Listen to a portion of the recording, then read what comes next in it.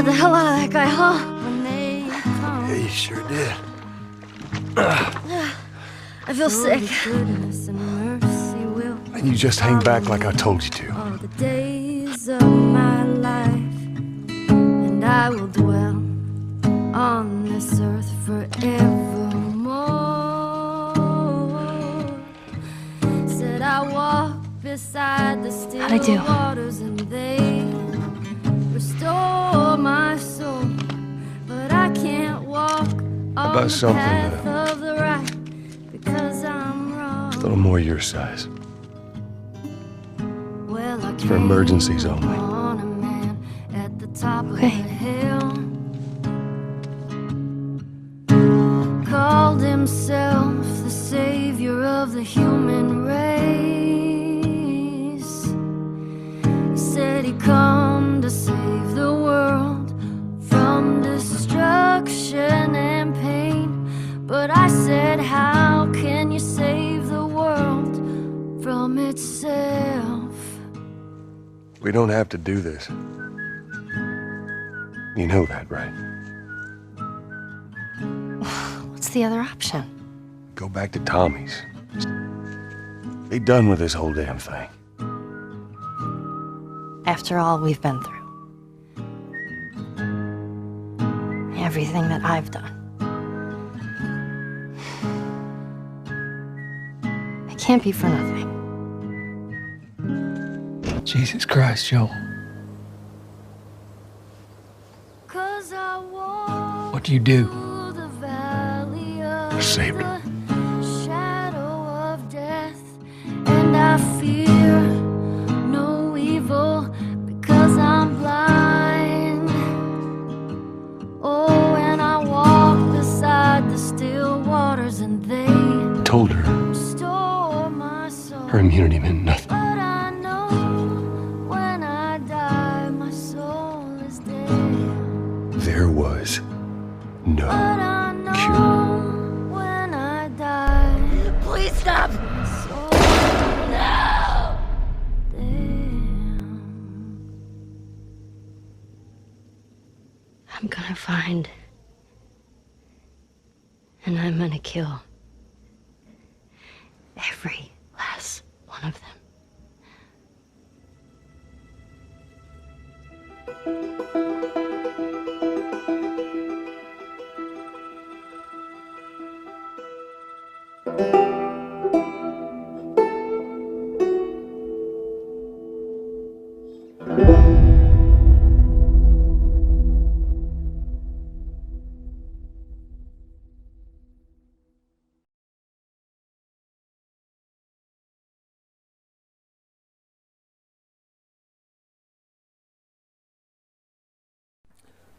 I think it's safe to say that The Last of Us Part 2 has been one of the most controversial pieces of media in this generation, from pre-release narrative leaks, PR disasters, its jarring and hard to grasp narrative, to its potentially shady and misleading marketing practices.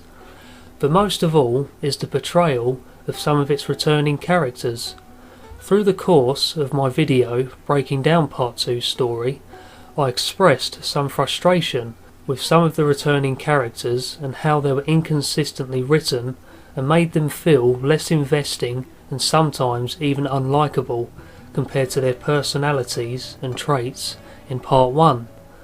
I did share my thoughts on Tommy's unexpected U-turn near the end of the game, rendering him unrelatable and borderline unlikable. This moment, as well as many other choices made by other returning characters throughout the narrative of Part 2, inspired me to develop this video. I will be going through one of the said characters that returned on The Last of Us Part 2 from Part 1, and we are going to do a full analysis to decide if they were truly betrayed by the writers, as some critics claim. Today, I'll be going through potentially the most disjointed and inconsistent of them all, Ellie Williams.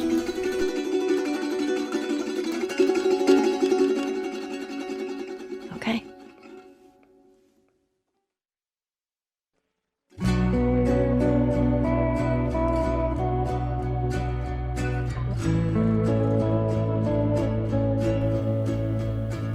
Before we go down the rabbit hole and see how the writers may or may not have made Ellie disjointed from us, we first need to recap to understand who Ellie Williams is and what her purpose was, and how she ended up in these predicaments from part 1 and part 2. I know most of you have played both games, so I'll try to run through this as quick as I can, but by the length of this video I'm assuming you're in for the long haul anyway. Also, consider this your spoiler warning from here on out. Let's get to it. We first meet Ellie in part 1, a 14-year-old orphan who has been raised and cared for in a secure quarantine zone run by Fedra in Boston. She was raised by her late mother's friend, Marlene, who is the leader of a militia group known as the Fireflies, whose motives are to return the world to what it was. Although Ellie has had a rough start in life, being born into a post-apocalyptic world with no parents, Ellie is surprisingly a complex, potty-mouthed, optimistic, pragmatic, and a very likeable character overall, who tries to be a morally good person in this dark world. While Ellie is growing up in the quarantine zone, she becomes friends with Riley, whom in time becomes her best friend. When Ellie was aged 14, her and Riley are now residing in a military boarding school. One night, Riley awakes Ellie and entices her to go on an exploration of an abandoned shopping mall just outside the confines of the quarantine zone that is off limits due to it still containing infected. Despite the aforementioned potential danger, Riley and Ellie sneak in, and kids being kids, they start to explore this new area that is free from any Fedra soldiers and or Fireflies, so they get slightly distracted playing Brickmaster, arcade games, water cannon fights, and taking selfies. Like previously mentioned, kids will be kids. Unfortunately, little did Ellie and Riley know that all these activities they were participating in created a lot of sound, which draws infected, which they have yet to encounter due to them having been sheltered from the outside by the quarantine zone. So eventually, a horde of infected find their way to them, so Ellie and Riley try to make a frantic escape. Upon being eventually cornered, Ellie and Riley bravely try to make a stand, but both eventually succumb to being bitten and infected by a last few stragglers of the horde. With the two girls both in distress in knowing their fate, they both decide to wait it out and be all poetic and lose their minds together. After some time, Riley unfortunately succumbs to the infection. With Ellie seemingly not far behind her, she finds her way back to Marlene for help. We don't see what happens at this point. We assume Marlene takes care of Ellie's wound and monitors her condition due to the infection. But 3 weeks pass, and Ellie has literally no signs of the infection, other than the nasty bite on her right arm. It is common knowledge that an infected individual takes at least 2 days to turn. With this newfound discovery of Ellie clearly showing some form of immunity, or having developed some sort of antibodies against the cordyceps, Ellie and Marlene, along with the Fireflies, look to somehow find a way to develop a vaccine or at least some research for some sort of reliable treatment. Ellie is determined to find some sort of answer for her immunity, as she is still in distress and desperately wants to get some closure for Riley. Marlene learns that a group of Fireflies have set up a research facility halfway across the country in Colorado. So here is where we come into the narrative of part 1.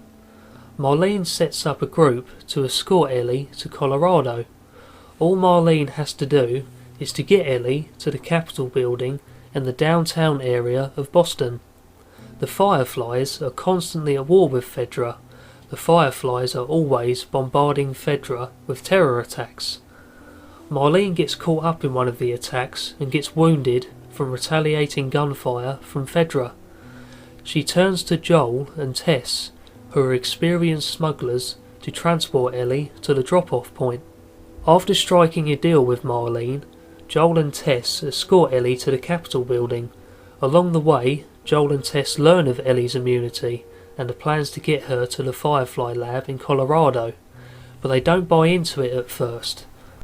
When entering the drop-off, the collection crew are found dead inside, and we also unfortunately lose Tess due to her getting bitten, and her infection is already progressing far more quickly than Ellie's, just a mere few hours compared to Ellie's 3 weeks. So Joel decides to honour Tess's wish and gets Ellie to the Fireflies by firstly finding his brother, Tommy, who is an ex-Firefly and will certainly know where to go, as at this point they did not know exactly where this lab is. The segments of the game that follows is where we really get to see who Ellie is as a person.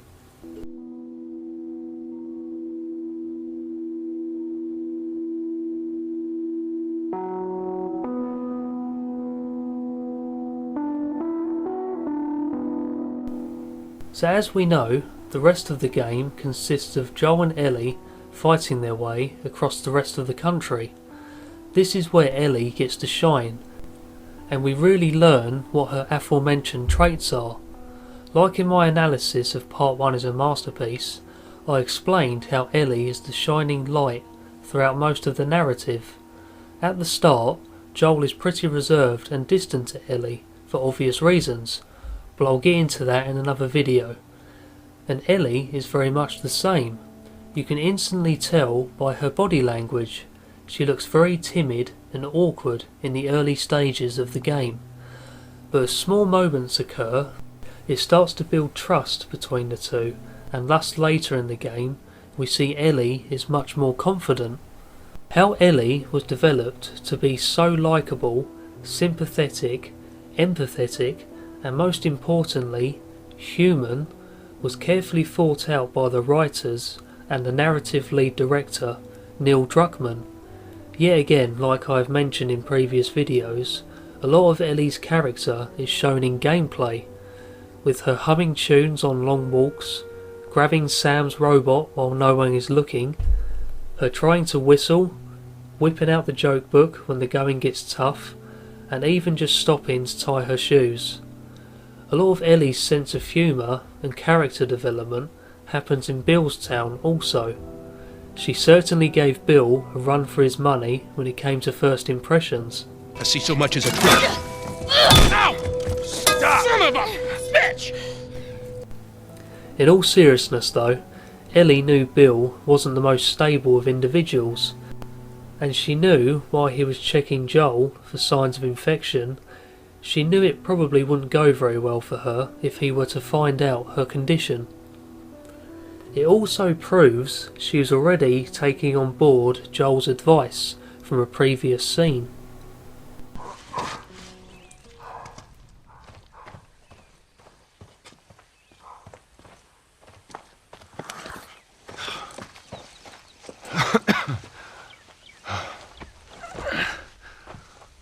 Hey, look, about Tess.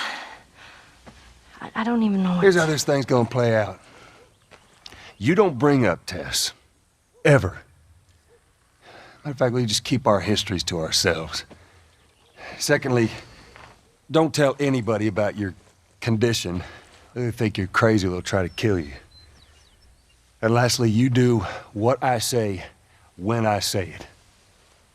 We clear? Sure. Repeat it. What you say goes.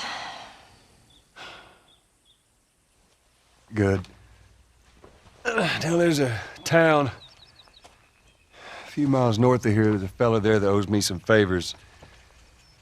Good chance he could get us a car. Okay. Let's get a move on.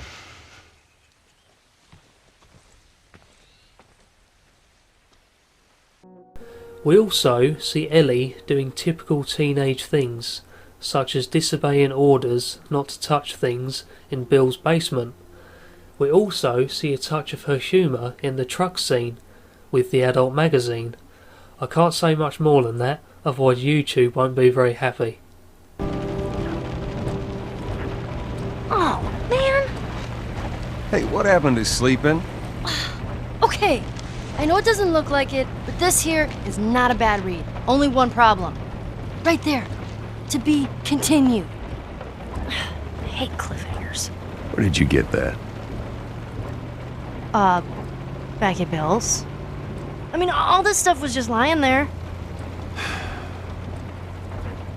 What else did you get? Well... Here. This make you all nostalgic? You know, that is actually before my time. That is a winner, though. Oh, man. Well, better than nothing. Oh. I'm sure your friend will be missing this tonight. It's light on the reading, but it's got some interesting photos. Now, Ellie, that ain't for kids. Whoa! How the hell would he even walk around with that thing? Get rid of that. Well, hold your horses. I want to see what all the fuss is about. Oh. Why are these all stuck together?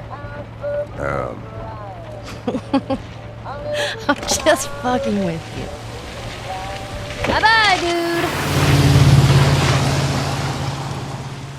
dude. It's hilarious. Joel's reaction is what sells it the most.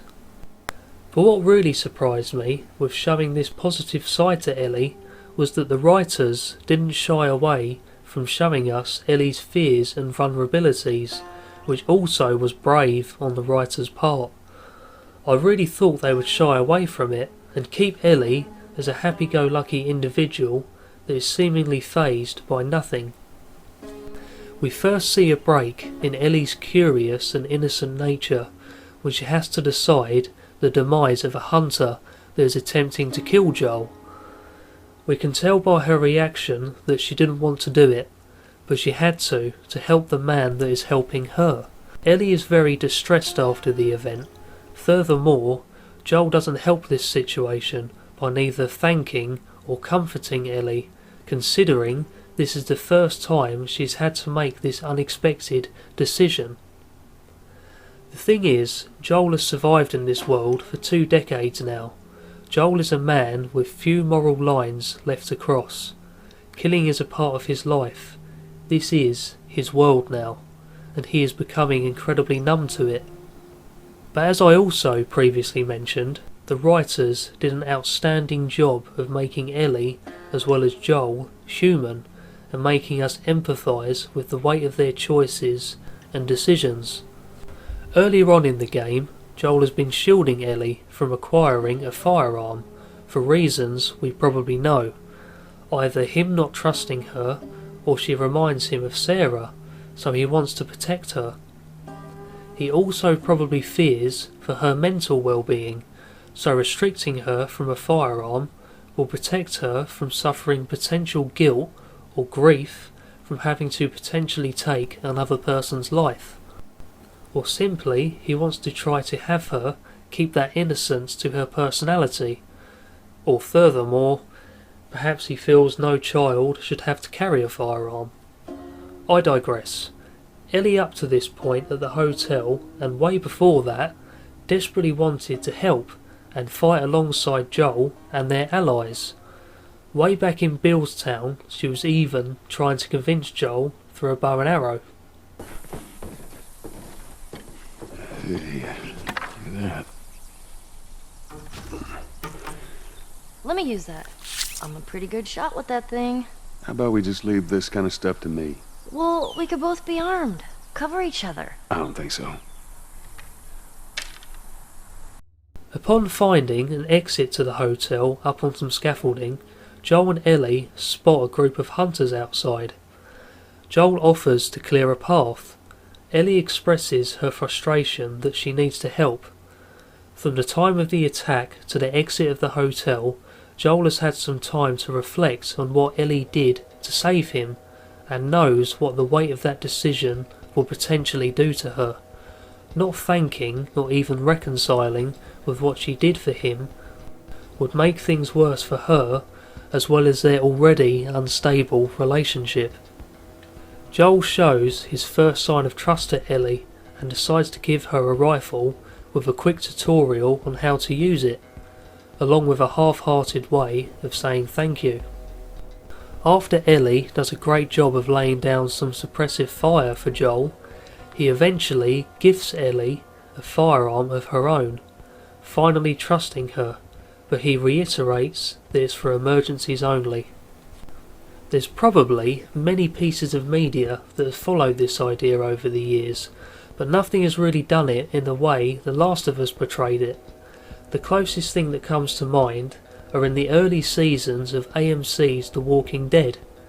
Cole desperately wants to help Rick and Shane on patrols. Rick and Laurie go back and forth deciding whether it was the right time or even the right decision for Cole to obtain a firearm to protect himself as well as the group at Herschel's farm. It's one of those pieces of media that tries to take the moral approach to a sensitive decision like this. Anyway, getting back on track. With Joel doing these simple things for Ellie and putting trust into her gave her back that confidence boost and soon puts that past encounter behind her. Knowing he finally trusts her and they've got each other's backs, this is where the trust and relationship between Joel and Ellie grows considerably and will push Ellie with more responsibilities, in which we will find out later. One of Ellie's biggest vulnerabilities, though, is not from having to kill, believe it or not. Like Joel, she learns to live with it and understands this is a part of life and this world now. Later on in the game, when we meet Sam and Henry, Sam and Ellie end up having a private conversation about their fears. Sam mentions he is afraid of becoming infected in case the person in the body is still conscious. He also accuses Ellie of never being afraid. Ellie proceeds to tell Sam she is more scared than she lets on. She's scared of ending up alone. Yet again, this will be very important to remember later. Ellie has lost so much in her life in such a small amount of time. She is afraid of who will leave her next. Tragically, after this deep conversation, the next morning we lose Sam to infection he was previously hiding and Henry to suicide due to having to put Sam down, yet again cementing Ellie's fears of ending up alone. After this tragic event, Ellie and Joel proceed on with the journey to Jackson to find Tommy. Along the way, they coincidentally find Tommy at a seemingly abandoned dam. Remember, they needed to find Tommy to find out where this lab is. However, they didn't expect to find him here. Upon entering, Joel explains to Tommy in private the predicament he is in. He explains to him about Ellie's immunity and tries to almost push Ellie off onto Tommy, saying he can collect the payment on the deal he made with Marlene. Tommy disagrees and seemingly doesn't want anything to do with it, but Joel insists he needs him to do it. Upon reflection, I do have a rough idea as to why Joel does this. Even after 20 years after the death of Sarah, he still feels he cannot trust himself to protect anyone, especially one such girl that reminds him of Sarah. I will leave it there for now, as I do intend on doing an analysis on Joel Miller in the not too distant future.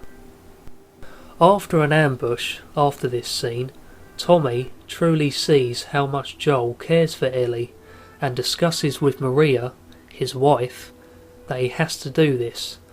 He has probably figured out why Joel desperately tried to persuade him, yet again probably reflecting on the death of his niece, Sarah.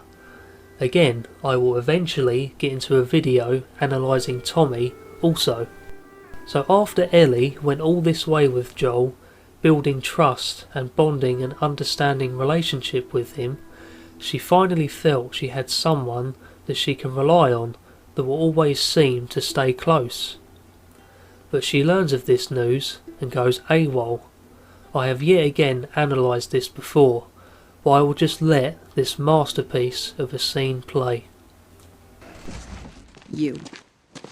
If anything at all happens to him, it's on you.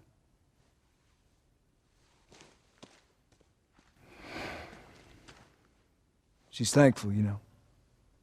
Yeah, I know. I'll take that girl of yours to the Fireflies. You don't have to worry about it. It's best this way. Well, maybe some real good will come of this. I need to talk to Ellie. Say again, I didn't hear you. Joel! What is it? That girl of yours. She took one of our horses and rode off. Damn it. Which way? Come on.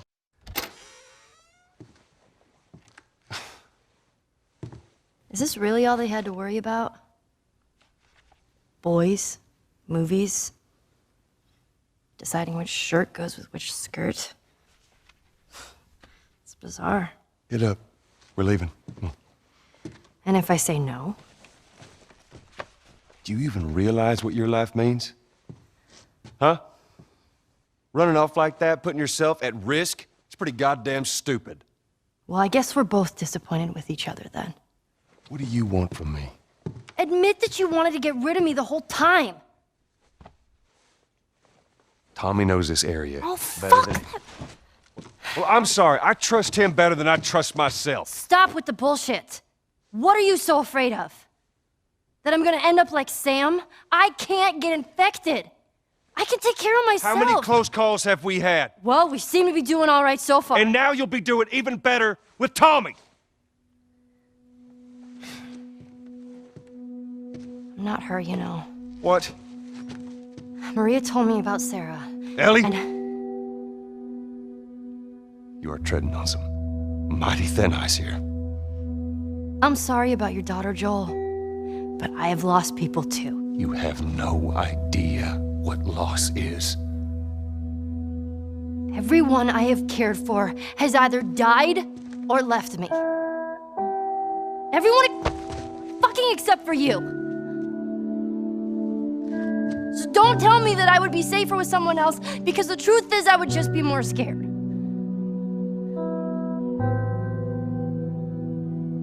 You're right. You're not my daughter. And I sure as hell ain't your dad. And we are going our separate ways. Get it together. We're not alone. I got two walking in. There's more inside already.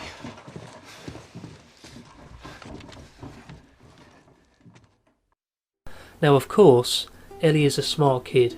She knows of Joel's intentions, with him feeling he cannot protect her due to all of the close calls. Deep down, Ellie is trying to reassure to him to stay, and proves he won't lose her due to her immunity. In the end, through her seemingly frustrated rant, she is reiterating what she said to Sam to Joel. She does not want to end up being alone. When leaving the ranch house, Joel has time to reflect, similar to the hotel scene mentioned earlier. He indeed realises too that he cannot live without Ellie either. Yet again, I've run through this before. I will let the scene play and touch on it briefly after.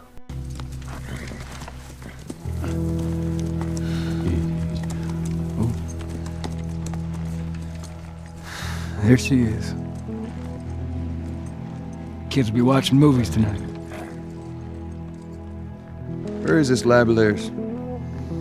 It's all the way out, University of Eastern Colorado. Go Bighorns. Ellie, get off your horse. Give it on back to Tommy. I'm gonna hang on to this fella, if that's all right with you. Go on, don't make me repeat myself. What are you doing? Your wife kind of scares me.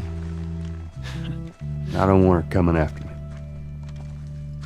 Sorry for stealing your horse. Well, come back to town. Let's discuss it at least. You know me, my mind's all made up. University, Eastern Colorado. How do I find this lab? It's in the science building. Looks like a giant mirror. You can't miss it. You take care of that wife of yours. There's a place for you here, you know? You You good? I'm good. Adios, little brother.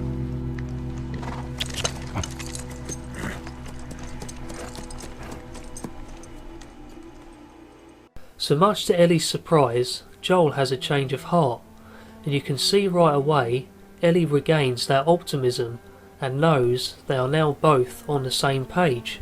Some time passes and Joel and Ellie make it to the Colorado lab that is based in an old university.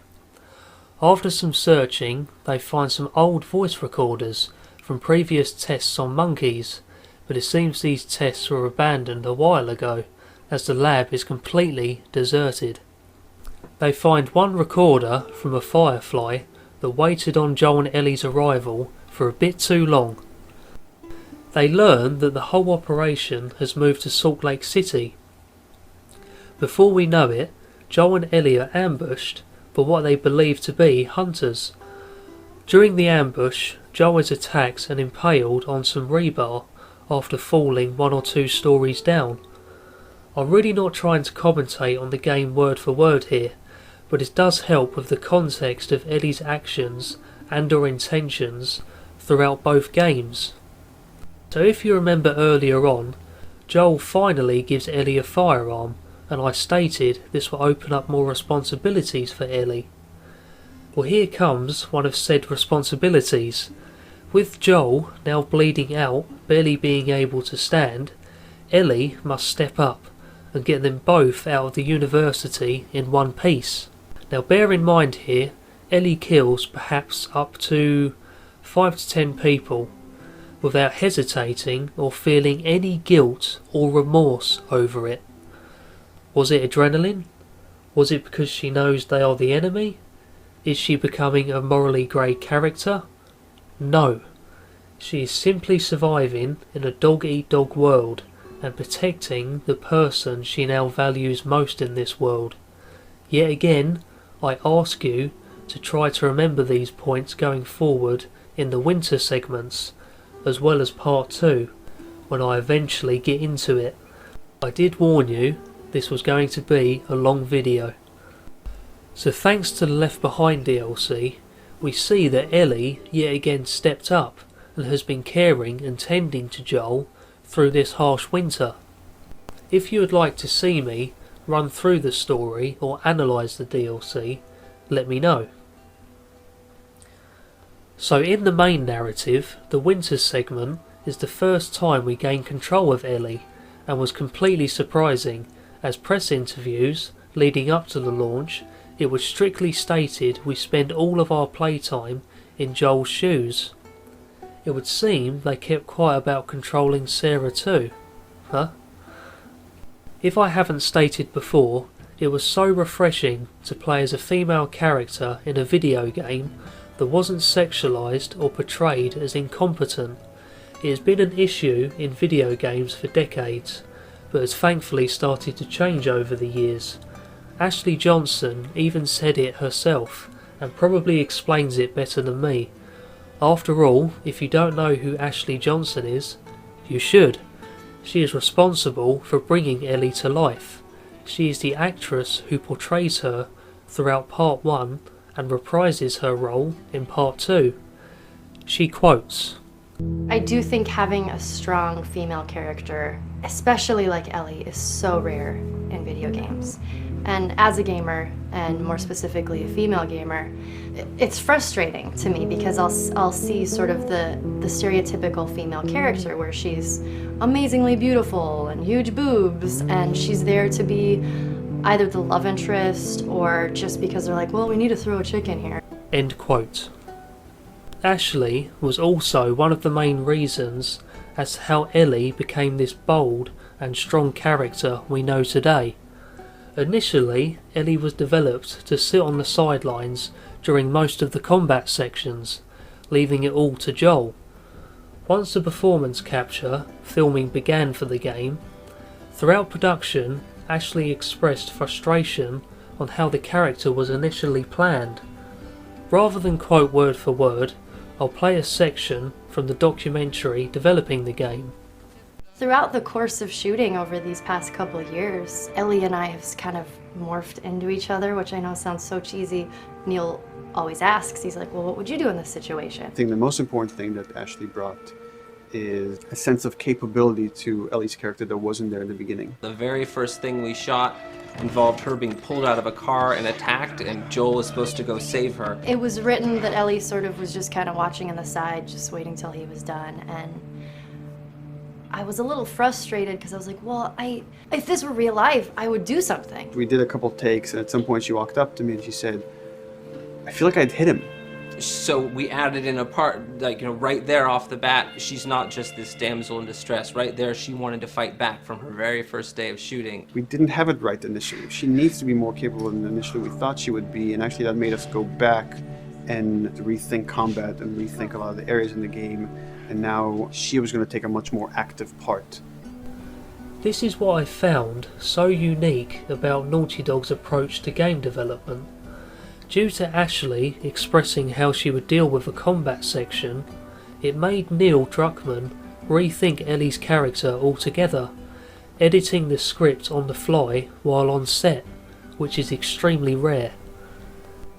Stephen Ogg, who portrayed Trevor Phillips in Rockstar Games' 2013 title, Grand Theft Auto 5, was once asked in an interview if there were any improvisations or anything he wished to change or add to the script.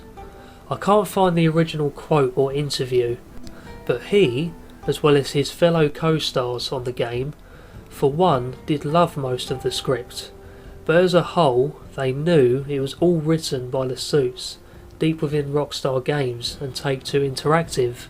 They didn't dare try to change their precious and polished script. As much as I am a fan of Rockstar Games, they do seem to be very corporate, in which Naughty Dog is the opposite, or at least they were when Part 1 was developed. So thanks to Ashley Johnson and Neil Druckmann for taking on the feedback from his actors, we ended up with a much more confident and capable Ellie. I think I can say on behalf of the community, this is what we loved about Ellie. Just a young, tomboy-esque girl with plain old jeans and a simple ponytail, and not being afraid of showing vulnerabilities, but also striving to be an empowered young woman. And when we get to control her through this winter segment, it's just great. I have reiterated this before in previous videos.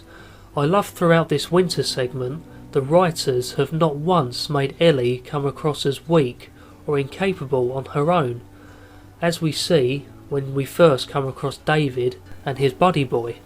Straight away, Ellie is in control of this situation, throwing the orders on who gets the deer and bartering for medicine, and taking the weapons off the men as soon as they approach. And of course, nearly spending up to a year travelling with Joel, she has probably picked up a few of his traits and has learned a thing or two on how to deal with situations like this. And within the gameplay, the developers give the player tools within the world to get the advantage on enemies via bottles or sneaking round objects to get the jump with the switchblade. Yet again, in no way is this trying to push that Ellie is incapable. You just have to think differently and plan your decisions using the game world, rather than running and gunning. So obviously, I can't get through this winter segment, which is arguably the darkest chapter, without talking about David. Creepy old David. So after that aforementioned first scene with David, he and Ellie, as well as the deer corpse, take shelter from the cold in a small building while they wait for his buddy boy, who I now refer to as his real name, James, as I know that joke will get old very fast. So they wait for him to get some medicine that will be used on Joel later.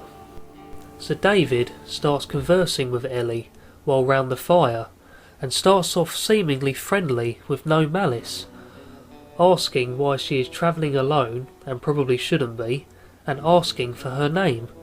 Yet again, Ellie has learnt from Joel not to give out her name, or at least not right out of the gate. Isn't that right, Joel? This is my brother. Joe. Ellie is still wary and unsure, and she has every right to be, as we'll find out later. So not long after this, the building gets surrounded by infected. David and Ellie must reluctantly team up and survive this horde. Let's be fair, most of the work is done by Ellie, due to her being a little immune arse kicker. I had to include an OG Walking Dead reference. Anyway, or perhaps it's just the terrible teammate AI in this game. Either way, we do all the work, battling through runners, clickers, and a casual bloater that chills on rooftops. After Ellie and David clear the horde, they return to the room with the deer in.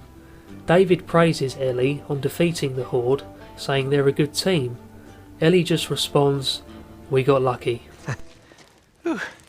I'd say we make a pretty good team. We got lucky. Lucky? No.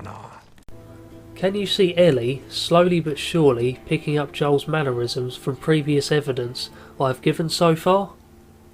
Joel says something similar earlier on in the narrative. You guys are pretty good at this stuff. It's called luck. And it is gonna run out. It shows she is really paying attention to how he is doing things. Slightly further on into the conversation, David slowly begins to turn the tables and reveals to Ellie he sent some men out a little while back to look for food, just for most of them to be slaughtered by a crazy man travelling with a little girl. In retrospect, this almost betrays Joel and Ellie as the villains, or it just proves that no one is really good or evil in this world. Anyway, I digress. Like I mentioned, Ellie had every right to be dubious of David, and she was correct. At this point, James arrives with the antibiotics with a gun pointed to Ellie. David allows Ellie to flee with a creepy offer to protect her. I got to say though, on a side note, some great acting by the actor who portrayed David, who funnily enough was by Nolan North. Who thought Nathan Drake could be so creepy?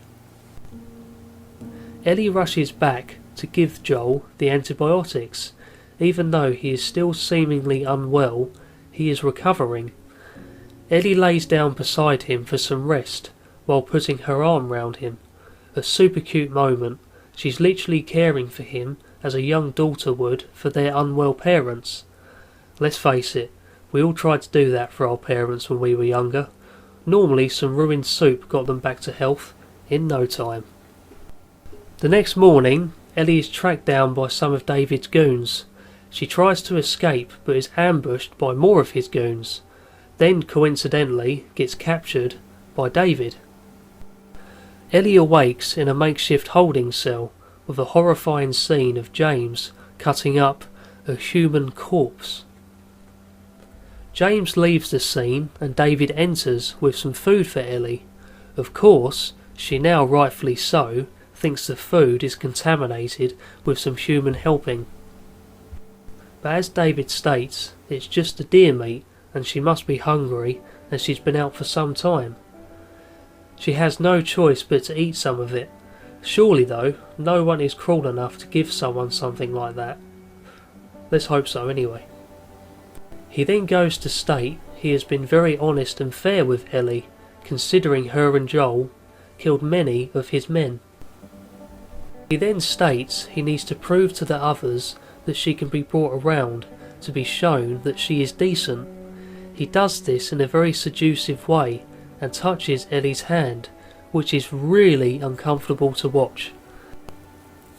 Thankfully, little Ellie is quick thinking and uses reverse psychology to play along with his rather disturbing wishes and lures him in to be able to break his finger and reach for the keys for the gate. Obviously it didn't work and David has a change of heart and threatens to chop Ellie into tiny pieces. I think Ellie was remarkably brave in this scene. still with adding some humour and some quick thinking reverse psychology tactics. This is probably the strongest we have seen Ellie thus far in the narrative, and it's only going to get better. Joel awakens after this and notices Ellie is missing and goes out after her. Meanwhile, we switch back to Ellie being dragged onto a table by David and James, ready to be diced into tiny cordyceps immune pieces. Ellie tries to resist by biting David's hand, which technically should infect him, but in part 2 this doesn't seem to transpire, as we'll find out later. Anyway, she's quick on her thinking again, and she screams she's infected, and states David is now too. Upon seeing her bite mark, this concerns the pair. Ellie manages to reach for the cleaver and chops James into tiny buddy boy pieces. Sorry, I just had to do that. Ellie again tries to make a valiant attempt to escape, but again is confronted by David. This is the first moment the narrative leads and writers make Ellie extremely vulnerable, and this definitely translates to the player also. Ellie just has a switchblade and a few bottles, versus David with a machete and a pistol.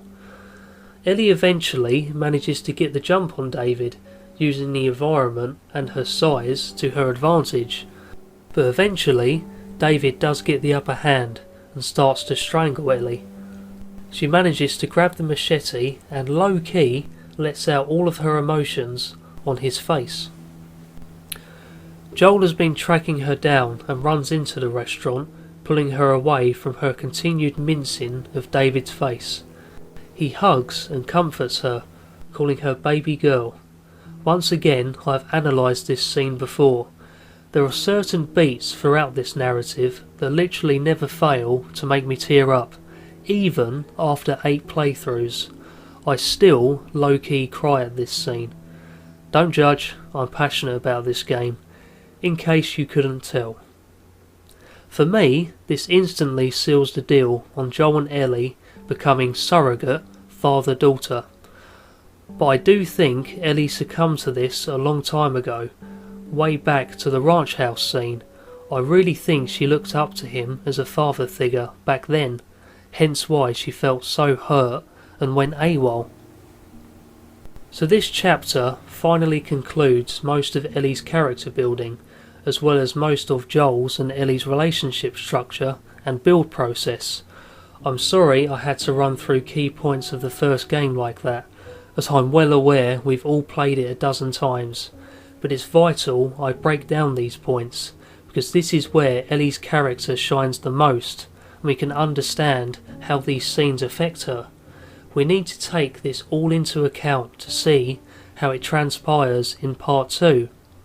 We have got a few more vital pieces to touch on, and then we will get into part 2. I promise.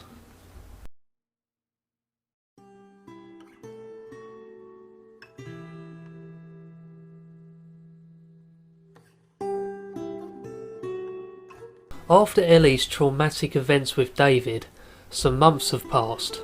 It is now spring, and the pair are close to Salt Lake City's St. Mary's Hospital. The first segment of this final chapter of the game is a quiet one. Ellie is very reserved, while Joel is seemingly optimistic, explaining when this is over he would teach her to play guitar, but she isn't paying much attention to what he is saying. Further down the road, Ellie comes across a bus with an advertisement with an airplane on it. She explains she had a strange dream that she was on a plane that crashes. She found it strange because she has never been on a plane before, obviously. The pair later come across an old bus station. Upon entering, Joel asks if everything is okay with Ellie, as she has been quiet as of late.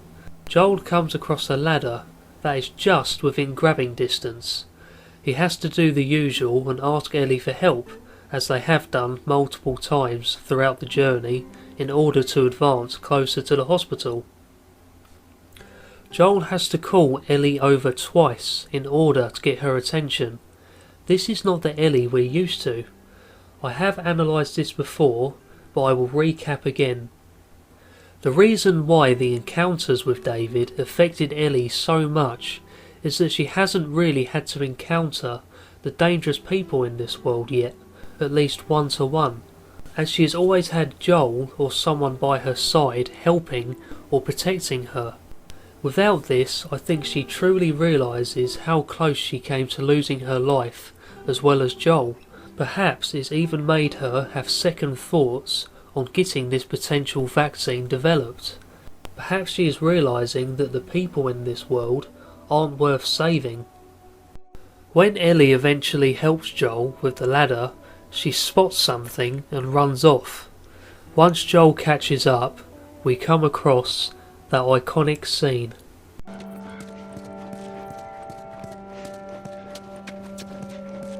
Come on, hurry up.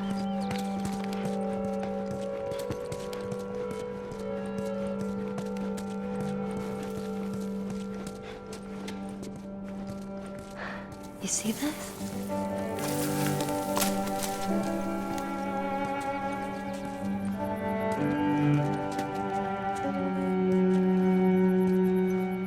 Shh, don't scare it. I won't.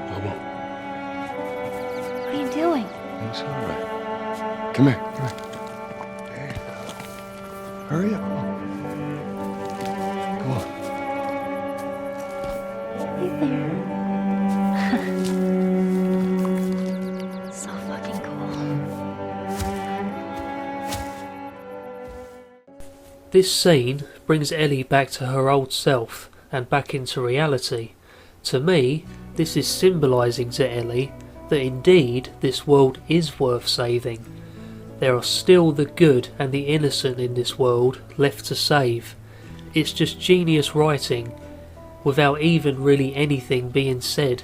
It just transpires so well. Just before leaving these locations, the roles have almost been reversed.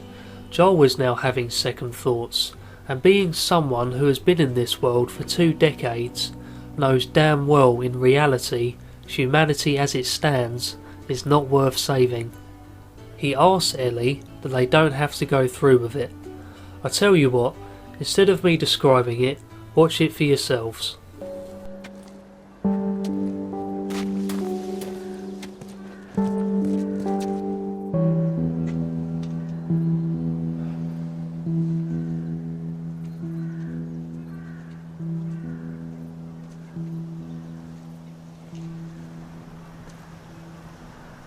We don't have to do this. You know that, right? What's the other option? Go back to Tommy's. Just be done with this whole damn thing. After all we've been through. Everything that I've done. It can't be for nothing.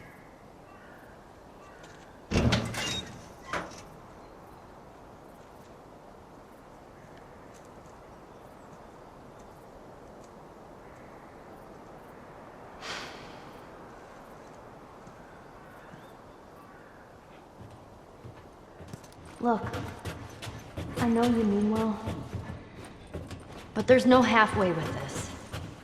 Once we're done, we'll go wherever you want, okay? Well, I ain't leaving without you.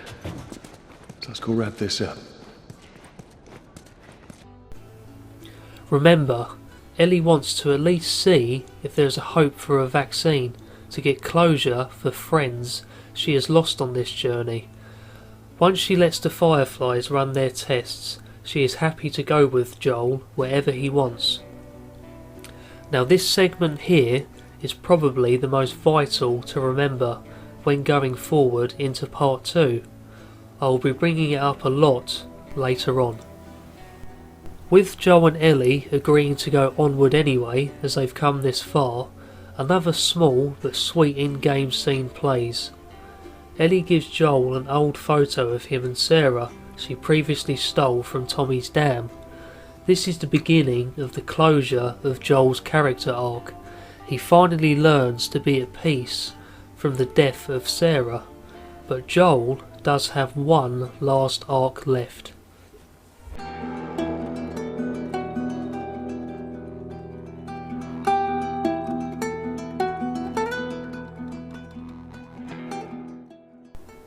Ellie and Joel make their final push to the hospital, entering a tunnel, crossing paths with the biggest group of infected they've seen thus far. Their escape from the tunnel is blocked by surging water. The pair jump on an overturned bus, acting as a bridge, but Joel gets swept into the bus. Ellie leaps on to help, bearing in mind she cannot swim. The two get swept out, knocking Ellie unconscious. Joel manages to catch her and bring her to the surface. Joel discovers she is not breathing and performs CPR, but is confronted by a couple of fireflies who then knock Joel out. Just segueing off here, but why did they knock Joel out? Surely they are expecting Joel and Ellie, or at least an adult and a girl. Seriously, the fireflies are so incompetent. Here, mate, do you reckon that's that smuggler and that girl? Nah, I don't think so. Knock him out just to be sure. Joel awakes in the hospital with Marlene staring him down. She explains they made it and apologises for the guards knocking him out. They didn't know who they were. I mean seriously, we're trusting this militia group to develop a vaccine and they don't even know who the guinea pig is. Yet again, I digress. Marlene confirms to Joel that they managed to bring Ellie back. After some small talk, Joel asks to see Ellie as he is worried. Marlene refuses and explains she is being prepped for surgery. Marlene explains to Joel that Ellie's infection is somehow mutated and once removed can be reverse engineered into a vaccine. After a few hours of research. Okay. Obviously, Joel knows what would happen if this goes ahead, so he gets agitated. Marlene states she knows what he's going through, but it is nothing to what she is feeling. Yes, she has known Ellie since she was born, but Marlene has no idea how Joel's and Ellie's relationship panned out over the time it has taken to complete this journey. Sorry I'm getting a little off topic here. I just have a lot of gripes with this scene. There is a lot of inconsistency. As far as we know, Ellie was unconscious when she was brought in, perhaps even dead. As Marlene aforementioned, she was brought back to life and instantly prepped for surgery. So Ellie hasn't explained her relationship with Joel to Marlene either. So this just makes no sense for Marlene to spout off about what Joel is going through compared to her.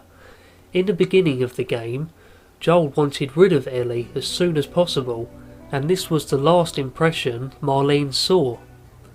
This is without a doubt has to be the poorest written scene in this game. Either way, Marlene says there is no other choice and gets Joel escorted out of the hospital. Again, this will all be brought up later. Upon being led out, Joel decides, screw this, and goes after Ellie. He massacres through the whole hospital and saves his baby girl, whilst killing the lead surgeon whom tried to persuade him otherwise. He escapes whilst holding Ellie, then has one last confrontation with Marlene.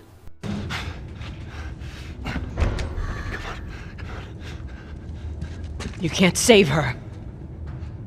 Even if you get her out of here, then what? How long before she's torn to pieces by a pack of clickers? That is, if she hasn't been raped and murdered first. It ain't for you to decide. It's what she'd want. And you know it. Look. You can still do the right thing here. She won't feel anything.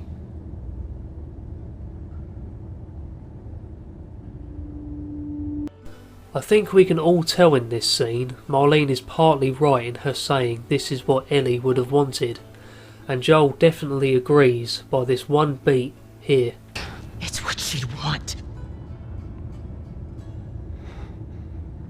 But the surgeons never actually gave Ellie a choice. They were just going to go ahead and kill her without her consent. So really, they left Joel no choice but to save her, in which my opinion was probably the morally right thing to do, considering how incompetent the Fireflies are. With Marlene not having enough speech skill points, she fails the speech check and gets shot and killed by Joel to stop her coming after them. He flees the hospital with Ellie by car. Whilst leaving, Ellie awakens in the back of the car, slightly confused as to why 1, she's in the back of a moving car and not on a recovery ward, and 2, why she's still in her surgery gown. This here is where Joel changes their relationship forever.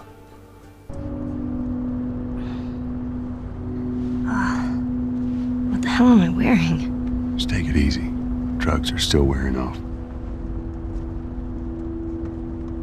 What happened?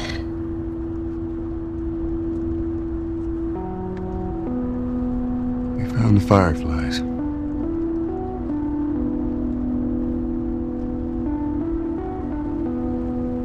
Turns out there's a whole lot more like you, Ellie. People that are immune. There's dozens, actually. Ain't done 'em a damn bit of good, neither.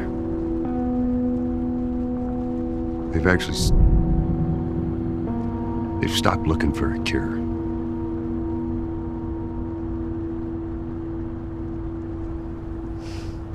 I'm taking us home.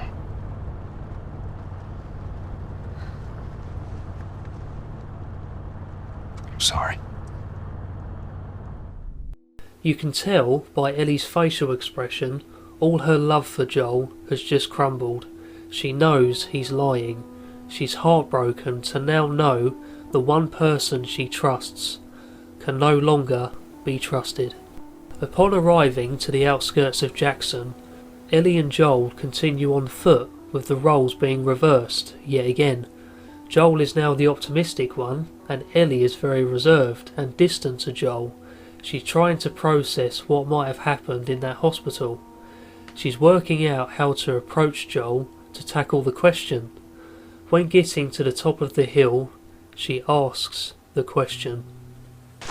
All right, come on. Hey, wait.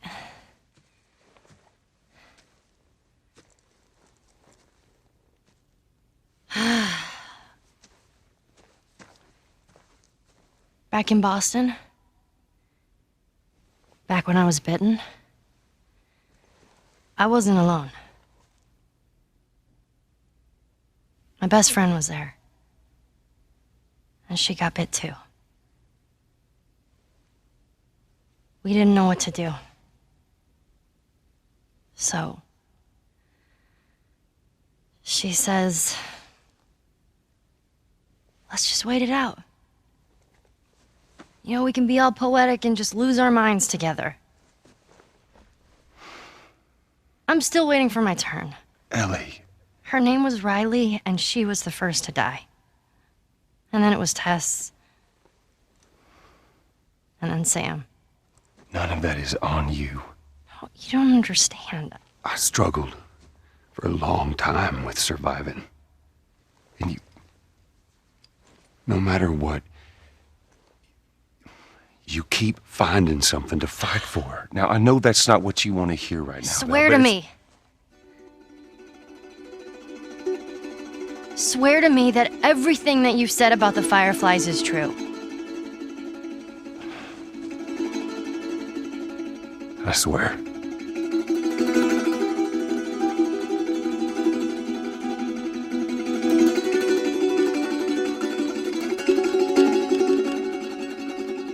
Okay.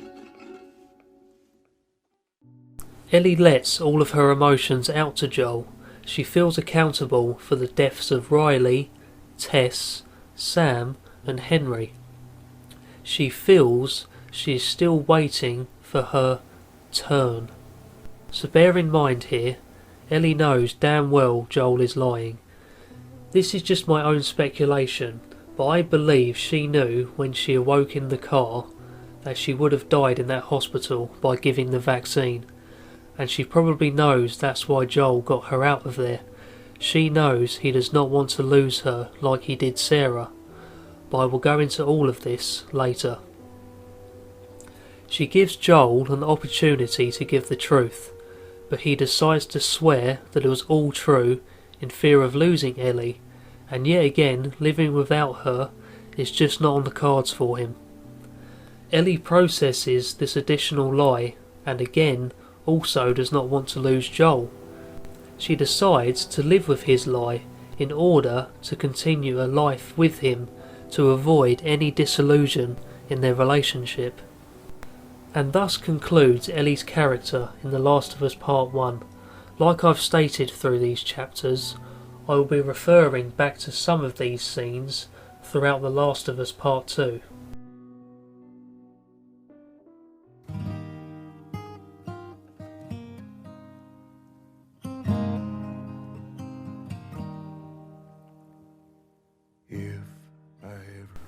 So here we are at The Last of Us Part 2.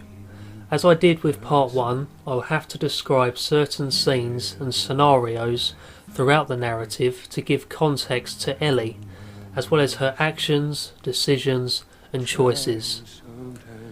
The opening of Part 2 is very well presented. It opens up with Joel cleaning a fretboard of an old Taylor acoustic guitar with an emblem painted on it, in which I will get into later. Joel explains to Tommy on the choice he had to make at the hospital.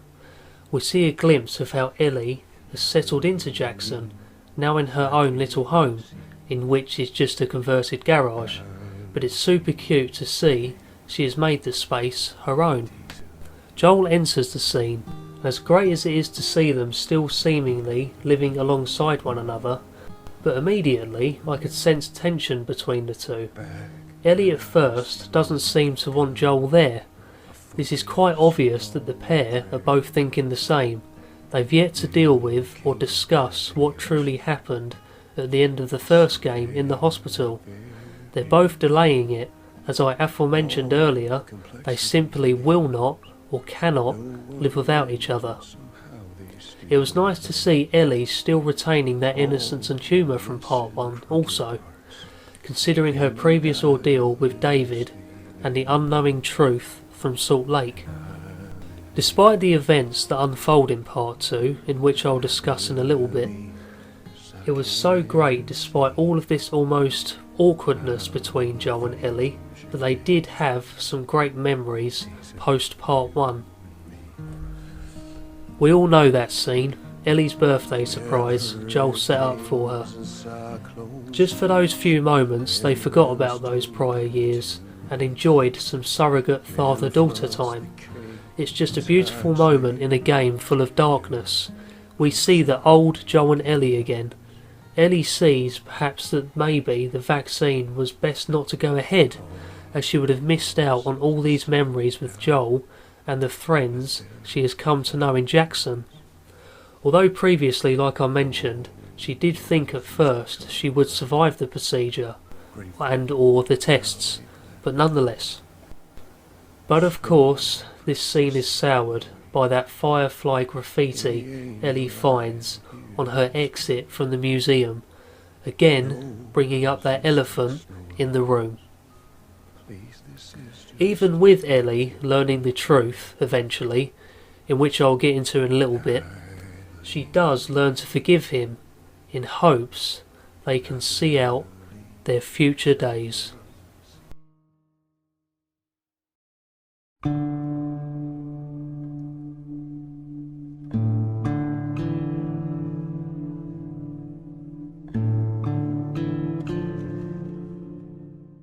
I've completed Part 2 3 times now.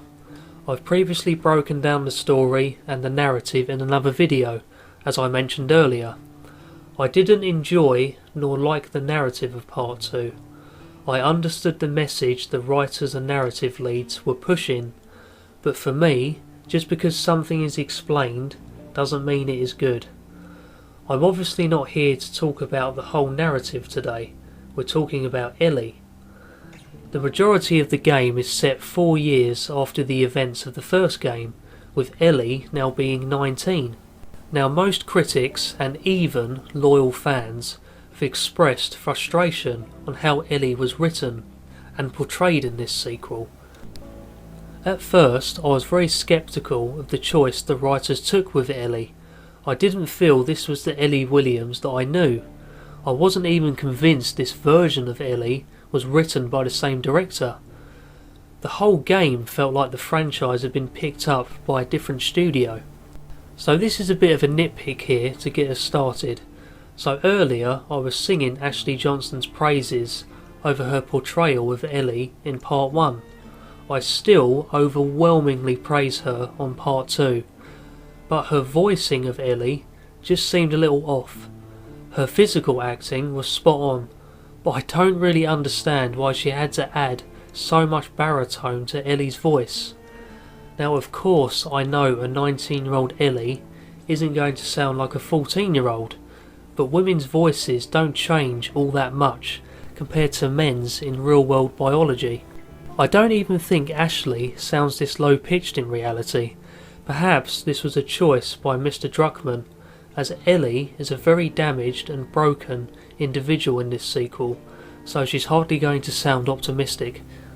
Another minute nitpick I got is with the whole moth resemblance. Yes, I do understand the Taylor guitar with the moth emblem is a reference and connection to Joel. But you see, when Ellie arrived in Jackson, obviously she wouldn't have wanted to keep covering up her bite scar. So we learn she covers the bite with a chemical burn. Then she became friends with and eventually started dating a girl called Kat in Jackson. We're unsure exactly how long they knew each other and how long their relationship lasted. Anyway, Kat was a tattoo artist, so Ellie got her to do a tattoo over her chemical burn. The design she chose was of a moth with some leaves behind it. It's a very impressive and detailed tattoo. It's very well rendered within the game, so much so that some fans have gone and had the exact same tattoo in real life. So what I'm getting at here is, where has Ellie's love of moths come from? She has never expressed that she liked them in part 1. Why didn't she have something space related, animal related? She loves drafts and horses. I just thought it wouldn't be the sort of tattoo Ellie would have. Perhaps the developers thought a space or horse related tattoo would be too immature? My only guess is simply that Ellie loved the emblem on the guitar while learning it and figured it would look good as a tattoo. Either way, I just don't get the whole moth resemblance in this game, as it was never brought up in part 1. After my first playthrough, I completely agreed with the critics and enraged fans of how Ellie was presented. She was miserable, careless, depressing and downright unsympathetic. But after my second, I was a little on the fence, and now after a third playthrough, I almost begin to see how Ellie may have ended up this way, but she is still very inconsistent, depressing, selfish and all of the above, and lots of inconsistent writing appears, funnily enough. So as we saw in part 1, Ellie was a smart kid. She knew exactly what was going on all of the time, like back in the ranch scene. And in the final scene, she knew very well Joel was lying. So as Ellie is growing up, she is only becoming more wise, thus questioning to herself the legitimacy of Joel's lie. So throughout the later flashbacks through the narrative, Ellie begins to test Joel on the quality of his lie. The thing is, we're led to believe that Ellie goes along with Joel's lie at the end of the first game, yet again to avoid any disillusion in their relationship. However, throughout the later flashbacks, Ellie is almost playing the victim, beginning to question Joel's lie as to why he pulled her out of the hospital. It's almost as if the writers have flipped it on its head and it's been made out that Ellie actually believed Joel word for word, but she's having doubts. And when she finally finds out the truth, she completely breaks down and is so shocked that Joel lied to her. Yet again, we're led to believe that Ellie knew all along Joel was lying, and she chose to go with it. This is mentioned by Mr. Druckmann himself. For her to push Joel away like this for supposedly 2 years is just wrong. To me, she is as much to blame for going along with it herself and keeping it under wraps. If she knew Joel was lying at the conclusion of part 1, she could have turned around there and then and headed back to the Fireflies, although apparently the one surgeon that could have performed the surgery, as well as the vaccine, was murdered by Joel. But surely there's still many medical teams and scientists out there. So for Ellie to react like this seems off for me. Perhaps she just didn't really want to hear the truth, or she simply cannot come to terms with what Joel did to save her, damning the world of a vaccine. Even as I'm writing this segment of the script and analysing each cutscene, I'm just as confused as I'm sure you are. It's all just very messy. It feels like the writers didn't really know what to do with Ellie throughout these flashbacks, whether she did believe Joel or not. Like I said, 1 minute she's questioning the lie, the next, after returning to the hospital some years later, she seemed to believe him up to that point of Joel's reveal, then starts playing the victim card. Also, going back to Ellie pushing Joel out of her life for a while is very out of character too. She's just achieved one of her biggest fears, ending up alone. But she does try to reconcile with Joel much later on in the narrative, as I aforementioned. But even then, she has one last dig at Joel in this scene. She claims, I'm not trying to. I was supposed to die in that hospital. My life would have fucking mattered. But you took that from me. when I first heard that line, I flipped and yelled, "Who even is this person?" But upon reflection and many reruns of this scene for analysing, I can agree and disagree with this line. So first off, she wasn't expecting to die in Salt Lake, as I mentioned earlier. She was happy to go with Joel wherever he wanted after the tests and or procedure. But she had some inclination that she might well have had to die when she awoke in the car, because Joel dragged her out of there. And I think she was losing hope within the world after the trauma with David. I don't want to say she was having suicidal thoughts, but perhaps she felt she had nothing to live for now that the chances of a vaccine have been taken away. Hence her previously saying she is still waiting for her turn. So this part of her saying she was supposed to die I can agree with to a certain extent. However, what I don't agree with is with Ellie saying Joel took that chance away from her, to either die or help give the vaccine. Yet again, it's as clear as mud. Either way, this is not what the 14-year-old Ellie would have said. What happened to her fighting for this vaccine, for the people she has lost along the way? There is not one mention of Riley, Tess, Sam and Henry. It's all just me. And her life also would have mattered apparently. Not with the Fireflies at the helm. I'm sorry, Ellie. I still don't understand either why in this scene Joel didn't explain to her why he really had no choice to save her.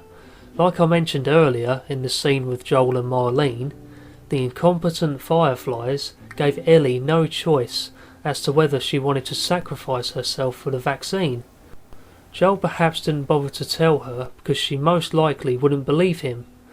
Even though I do like this scene overall, seeing Joel and Ellie trying to bury the hatchet and start the healing process was very comforting.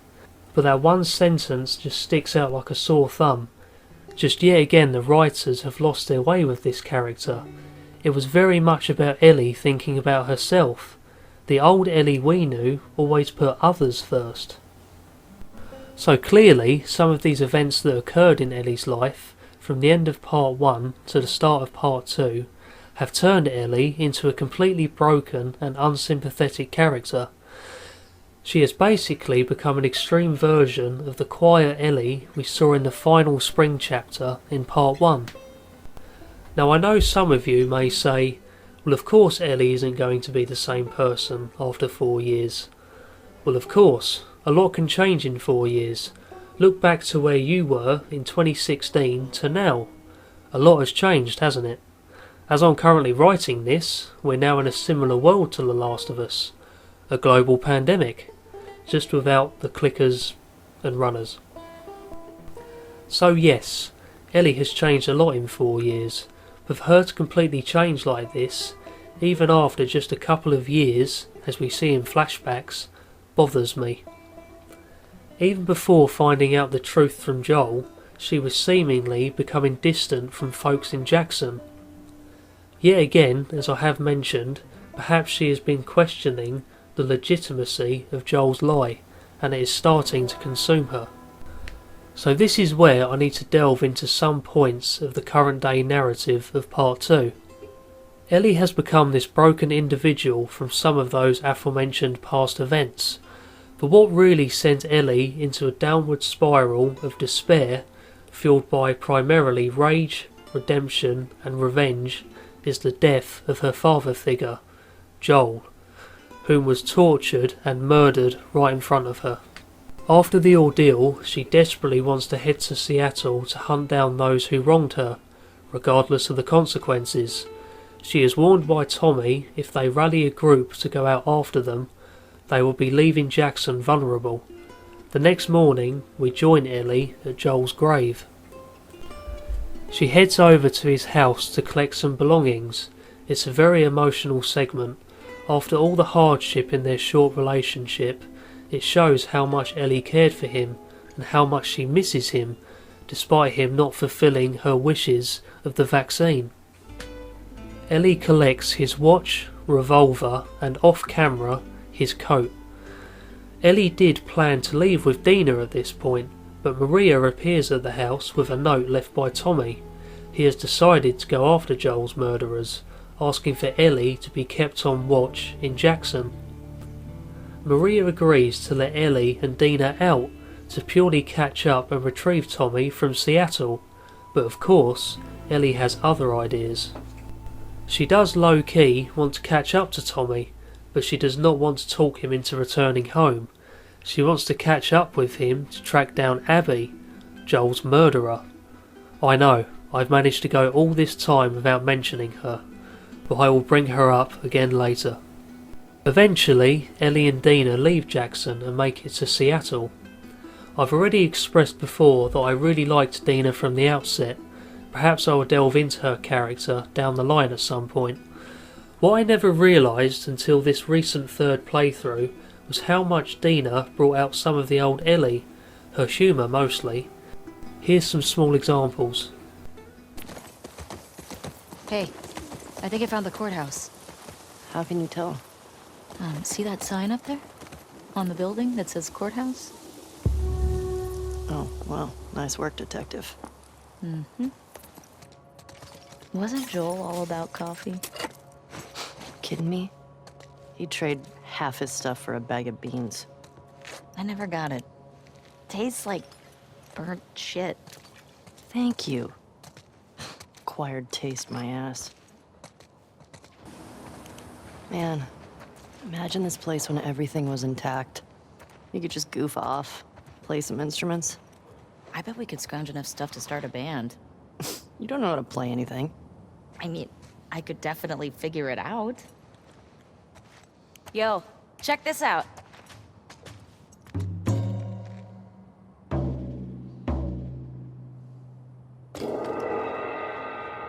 Oh, wow, that was an interesting beat. Excuse me. I am a natural. Admit it. I love you. Whatever. We're starting a band. How about you be my groupie? Your what? Well, okay. Bands apparently had these hardcore fans that would just follow them around. Isn't that what I'm already doing? I guess so. Mm-hmm. It was at this point I thought I was being far too harsh on Ellie by thinking she has changed so far from recognition. But these scenes had me thinking maybe it's just that she's grown up and become a little cold like Joel was in the early stages of part 1. Most of Ellie's journey consists of 3 days in Seattle tracking down the remainders of Abby's crew that were there on the day of Joel's death. Not long after arriving in Seattle, Ellie and Dina actually find Jordan after being ambushed by his crew. Ellie is taken hostage and interrogated by Jordan.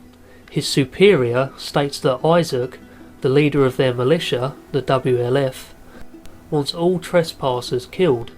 Jordan tries to stop him to get answers out of Ellie. Meanwhile, Dina appears out of nowhere and ambushes the pair. Jordan manages to overpower Dina, trying to strangle her. Ellie manages to untie herself and brutally stabs Jordan, quoting,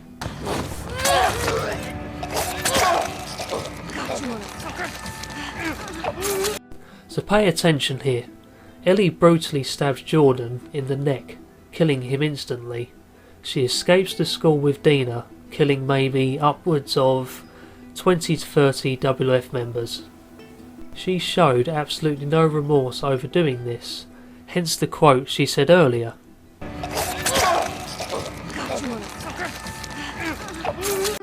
Ellie has every right to show no remorse to these people.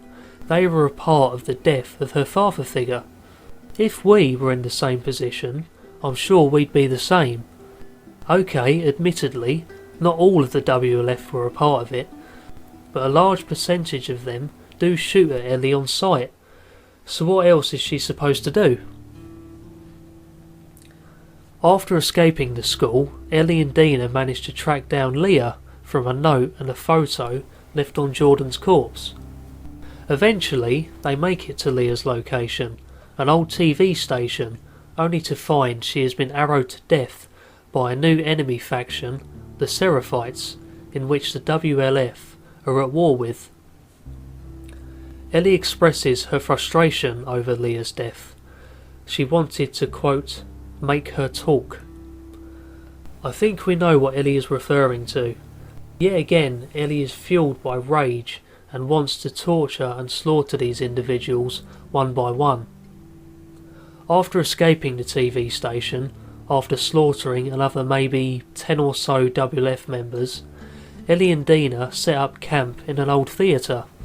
Along the way to the theatre, they were ambushed by a horde of infected, in which Dina learns of Ellie's immunity after her mask breaking.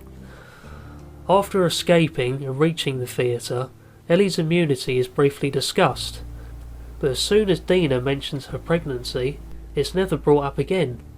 I'll play the scene.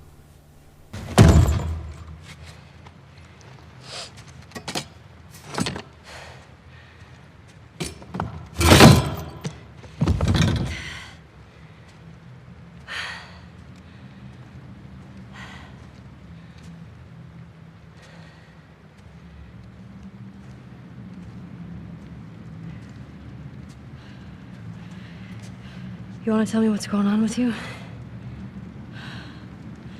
What's going on with me? Ellie, I just saw you breathe spores.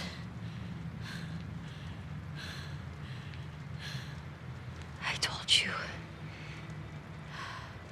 I'm immune. Okay, you're immune? Come on. I was bitten a long time ago. The fuck are you talking about? I was bitten and nothing happened.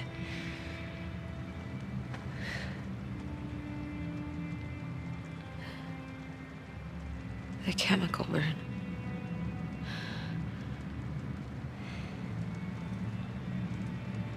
Maria and Tommy and Joel are the only ones who know.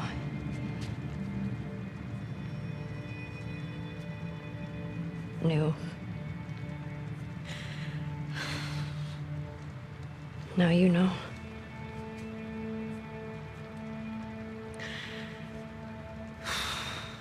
can't get you infected if that's what you're worried about. I can't make you immune either.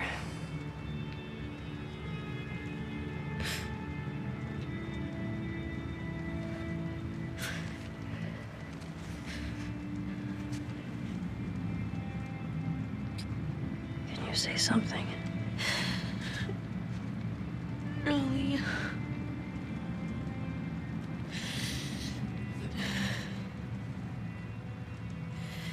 I think I'm pregnant. What? Don't worry, it's not yours.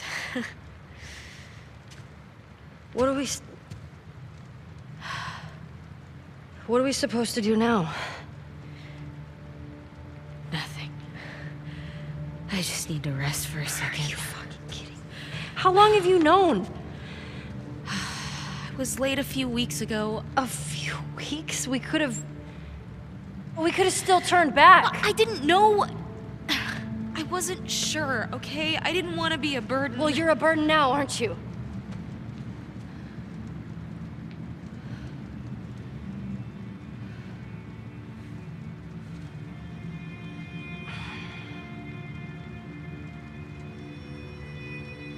I'm gonna make sure this place is secured. You just rest.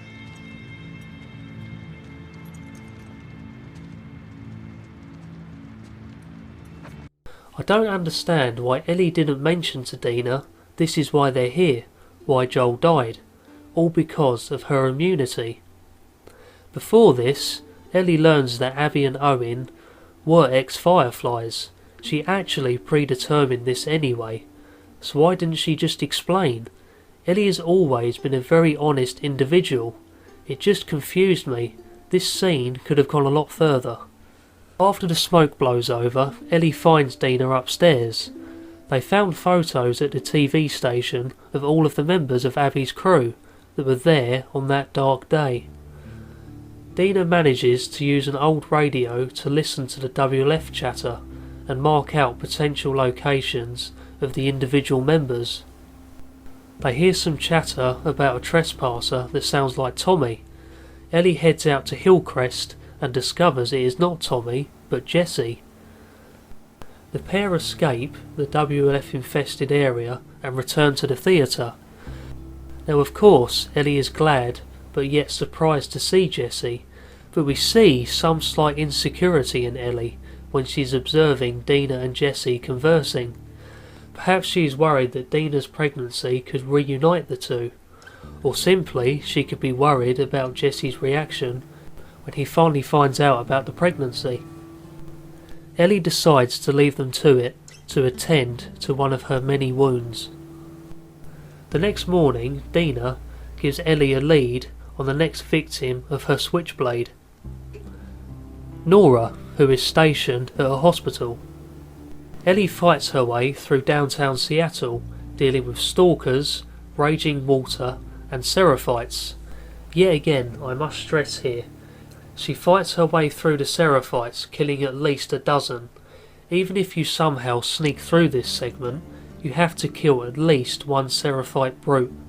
Yet again, no remorse is shown by Ellie. She eventually gains on the hospital Nora is stationed at. She sneaks into the grounds and yet again slaughters more WLF, one in cold blood. Kind of.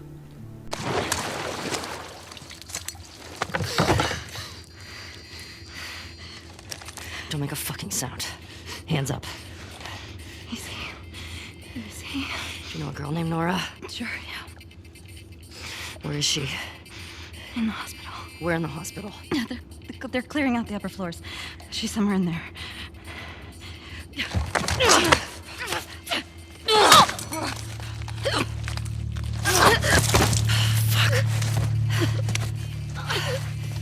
That was dumb.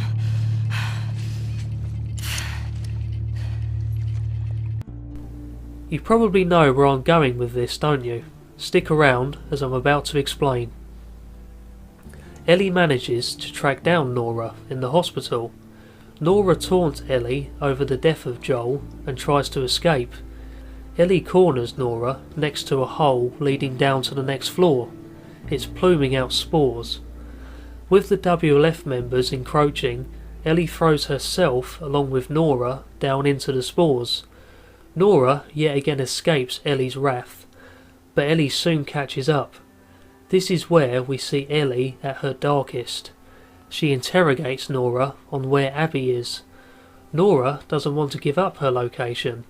She soon explains to Ellie that herself, Abby and Owen were indeed ex-Fireflies. So Ellie assumes they killed Joel due to him taking the world's chances of a vaccine away. Upon the realisation that Ellie is getting nowhere with Nora, she brutally beats her, getting the answers out of her off camera. Now the scene does portray Ellie in a negative light. The writers are nudging the player as if to say, look how bad Ellie is, infecting and beating down an innocent bystander. They're trying to convey that she is becoming a morally grey character. My observations from analysing this scene about 5 times, I think Ellie deserved this moment of rage. Not only was Nora there at Joel's death, she smashed Tommy in the face with a gun, showed no remorse over Joel's death, so much so to even taunt Ellie over it. Nora got what she deserved. She went out the cruelest way possible. I think Ellie's actions are justified. The next scene jumps back to the theatre, with Ellie by the front door, asking to be let in a very shaken sounding voice. Straight away I knew something was just wrong, not with Ellie so much, but the writing. Again. Ellie enters the theatre, covered in presumably Nora's blood. She's very shaken and even borderline traumatised. She explains to Dina and Jesse of Abby's whereabouts. This scene, along with Ellie's emotional state, just makes no sense to me. Ellie slaughtered Seraphites, in which have got nothing to do with her journey. She massacres yet more WLF members, without thinking twice.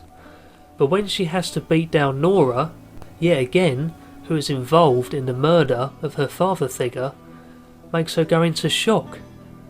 Did she have regrets or a breakdown from killing Jordan, or random WF members, or even way back to killing dozens of David's men to save Joel?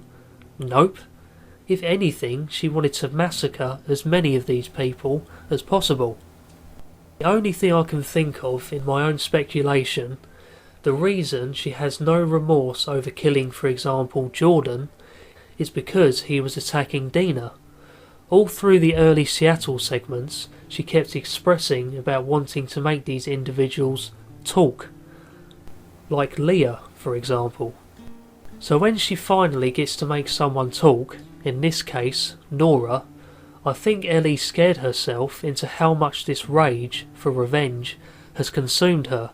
In Nora's defence, she didn't attack Ellie, she simply fled. Most other attacks on Ellie at this point have been started by the third parties. So perhaps Ellie is expressing guilt over killing, potentially, an innocent bystander, or at least in her eyes. Either way, it still makes no sense after all these people Ellie has fought through thus far, she feels remorse over Nora. Yet again reiterating, I felt the writers were trying to convey that Ellie is becoming a morally questionable character, and even trying to reflect to the player that she is maybe the antagonist in this story. I went on a slight rant there, didn't I? I'm just trying to stress how surprising this scene was and how it's completely inconsistent to Ellie's character. The next morning, Ellie miraculously forgets about what she did to Nora the previous night. Meanwhile, Jesse puts 2 and 2 together and realises Dina's condition is getting worse. He insists they both escort her back home to Jackson. Ellie states she cannot leave Tommy out there on his own. Jesse agrees and they set off to find him somewhere around the vicinity of the aquarium. As usual, Ellie does her thing, killing more WLF on the journey nearer the aquarium. Just reiterating my points from just now. Eventually the pair come across an impasse. They plan to take a WLF boat to cover the remaining distance to the aquarium. Upon entering the building, they hear WLF soldiers receiving radio chatter about a trespasser with a sniper. It's obvious to the characters and the player that it has to be Tommy. Of course, Jesse has a change of heart and wants to head to the marina to aid Tommy. Ellie has second thoughts. We can get to the marina through here. No, we're taking a boat. You heard them, right? They're talking about Tommy. We don't know that. Who else is it gonna be? If it is him, he'll be gone by the time we get there. Abby is where he'll be headed, so if we just What if he's in trouble? He can take care of himself. Jesus Christ. The best way to help Tommy is to go after Abby. You do this, I'm not saving your ass again.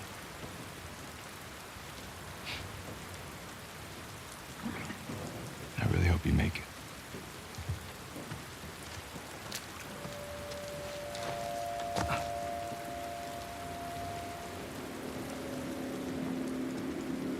This scene is where a lot of players really became disconnected from Ellie and saw a selfish side to her.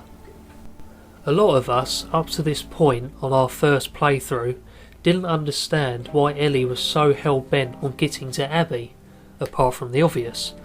So much so, she is putting her family second. Ellie decides to part ways with Jesse to go after Abby. Now on a second playthrough, we later understand Ellie's frustration and desperation. In one of the final scenes of the game, Ellie is reconciling with Joel, that scene that takes place the night before his demise. It is obvious she is struggling to deal with the fact she had no time to restart the relationship with Joel. In some optional dialogue in the prologue, we learn Ellie intended on that day of his death she was going to invite him over for a movie, and thus starting to pave the way to the reconciliation with Joel. But Abby took that all away from her. It's all she can think about. It's all scribbled down in her diary, how it's consuming her. Ellie eventually steals the boat and pushes towards the aquarium. When she arrives, it all seems too quiet. She sneaks through some doors to hear Mel and Owen discussing something about Abby. She approaches them at gunpoint and asks them to mark Abby's location on her map. She states she only wants Abby and can let them live.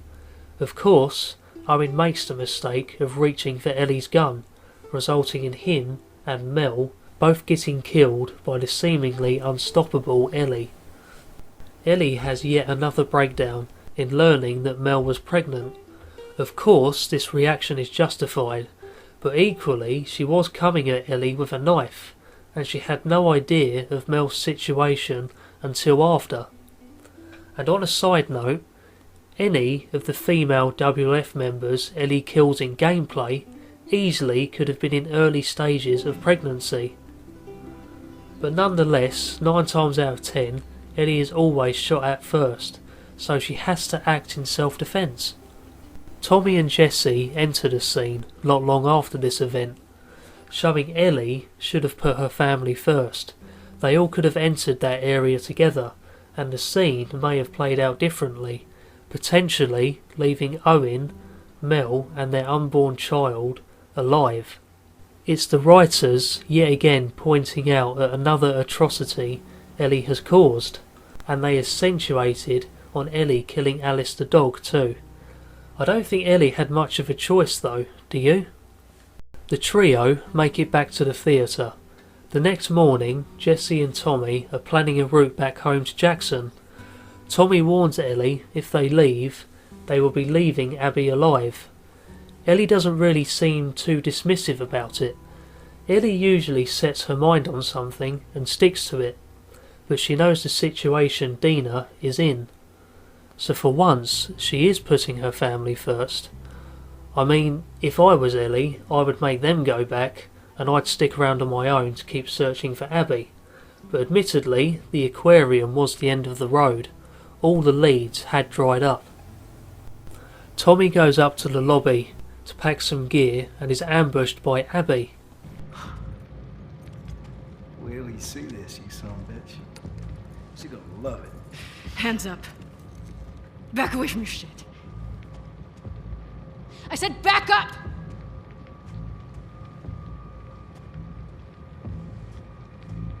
You're making a big mistake. Don't fucking turn around. Liv, keep your bow on him. Get on the ground. You gonna kill me like a coward? You fucking people. Jesse, stand up! Hands in the air, I shoot this one too. Don't you do it, Ellie. Get out of here. Stand up! Now! Don't you fucking dare! Shut the fuck up! All right? Stop! Stop!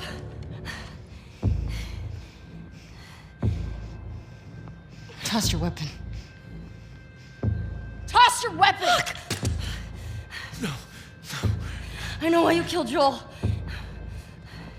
He did what he did to save me. There is no cure because of me. I am the one that you want. Just let him go. You killed my friends. We let you both live. And you wasted it. Wait! Get off of her! Stop me! Come on.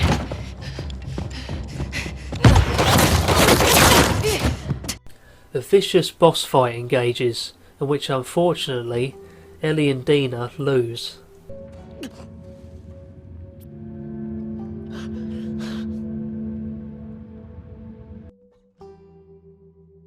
The game jumps ahead about a year.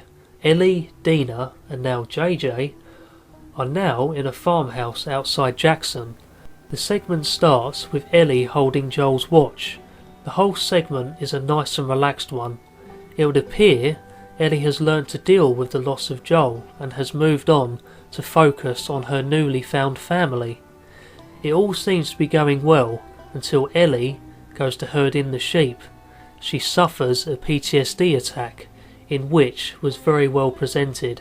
It shows how easy these attacks can be triggered by the smallest of things. Also, some great acting on Ashley's part. It is clear, even though Ellie is trying to start over, she is still struggling to move on from that ordeal she witnessed. She goes off hunting to clear her mind. Upon arriving back home, Tommy has come over for a visit. Yes, he survived somehow, but after the way he treats Ellie in this scene, I wish he wouldn't have. I have explained my frustration over Tommy's aggressive attitude towards Ellie. As I did say, I will break down Tommy's character in another video. Tommy storms out after Ellie dismissing the lead he has found to Abby down in Santa Barbara. I could tell in this scene though, Ellie was tempted by it, but she had to refuse to keep Dina in check. Ellie gives it some thought. She reminisces back to how she treated Joel at the party.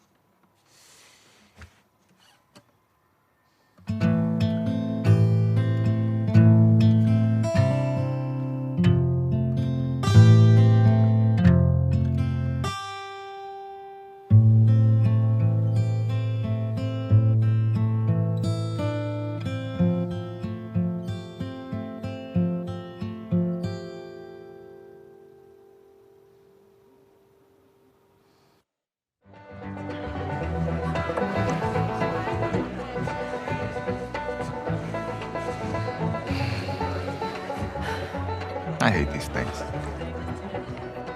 Tell me about it. Your old man really laid into me today.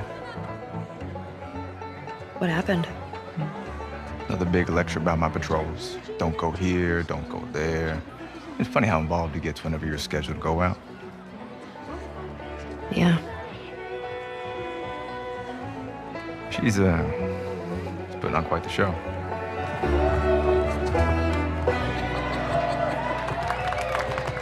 I give you guys 2 weeks until you're back together. Not gonna happen. She, say something to you? Make it 1 week. Ellie! Hey! What took you so long? Well, I'm here, aren't I? Dina? Jesse. Hey, don't forget, we're heading out early, so get some rest. Yes, sir. You're such a dick. Come on. Don't you start with me. Okay, I have a very serious question for you. How bad do I smell? Like a hot pile of garbage? Oh, okay. Oh, how about that? Gross. You love it.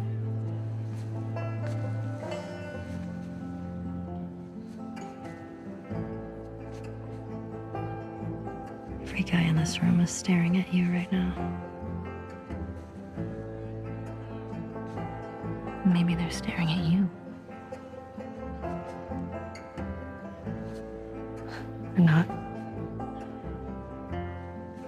Maybe they're jealous of you. I'm just a girl, not a threat.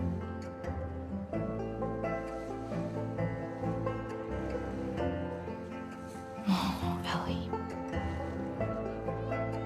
I think they should be terrified of you.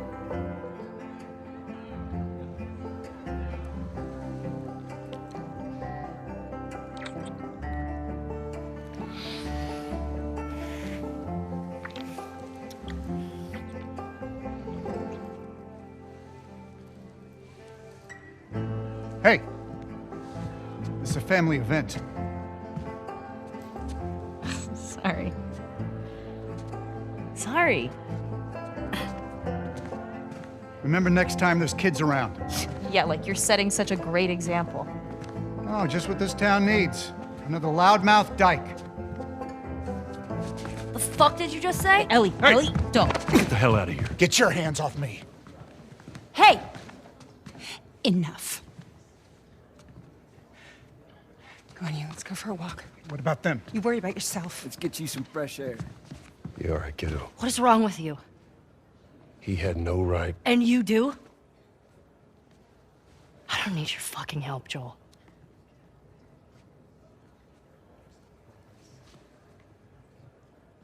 Right.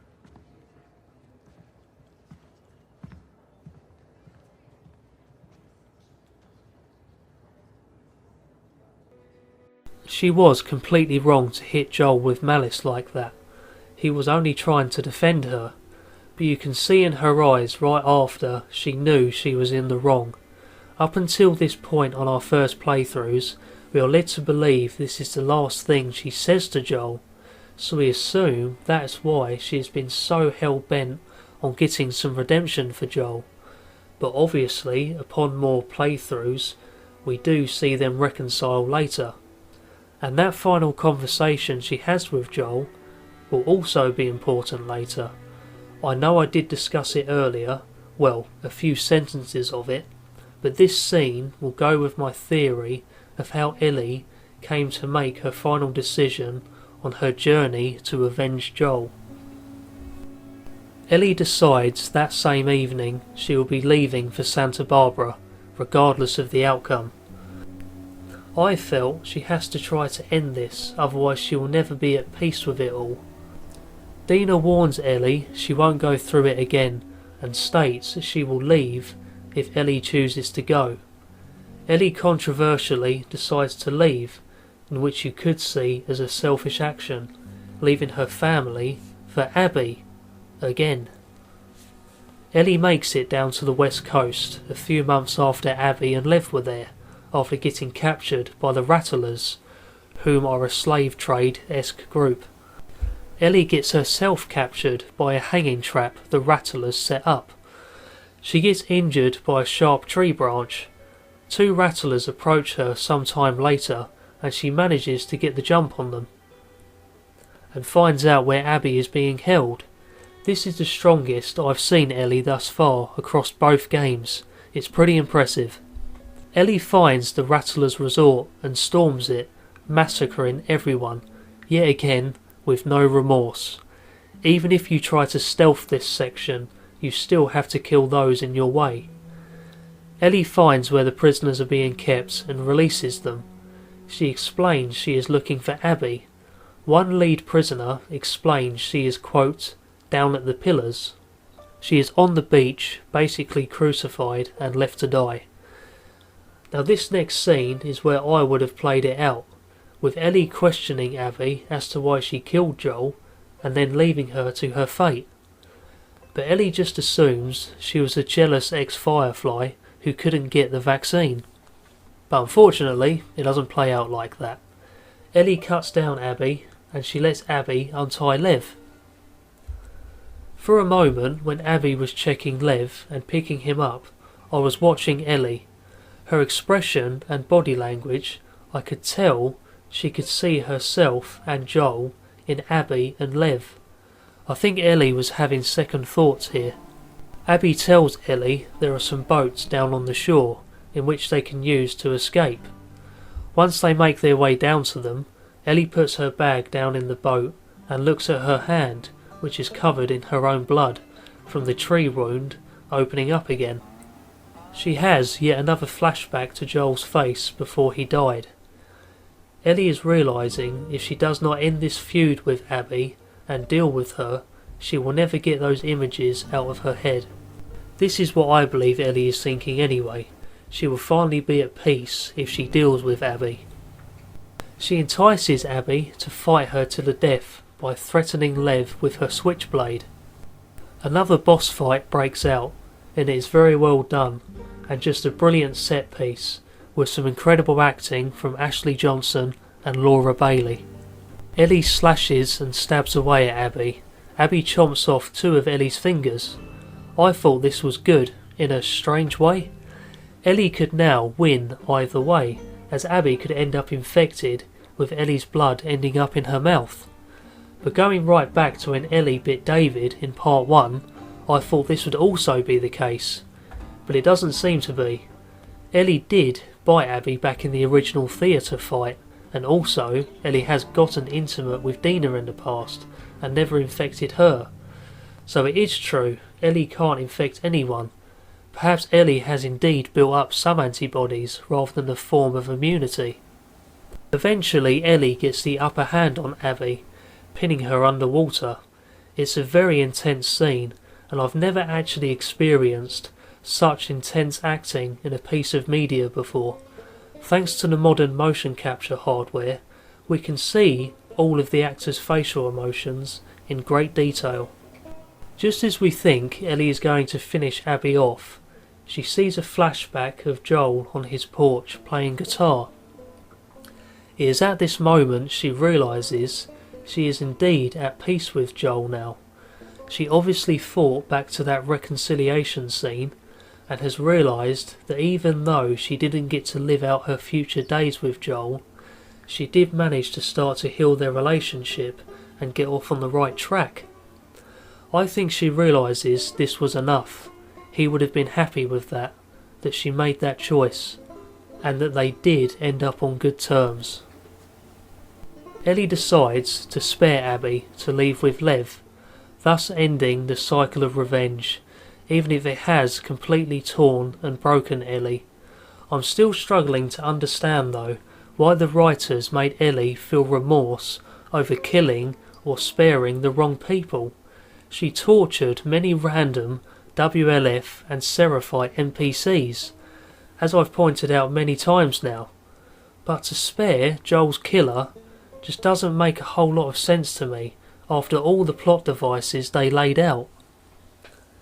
We next see Ellie arriving back at the farmhouse some time after the events of Santa Barbara. Dina and JJ are gone. Ellie goes upstairs to find some of her belongings are still there. She sits and starts to try to play the guitar minus 2 fingers. She realises, obviously, she can no longer play, but that now she is finally at peace with Joel's death and no longer needs that resemblance associated with the guitar. Ellie leaves the guitar behind, as well as the house, and presumably heads back to Jackson, with the daunting realisation she has achieved her biggest fear, ending up alone.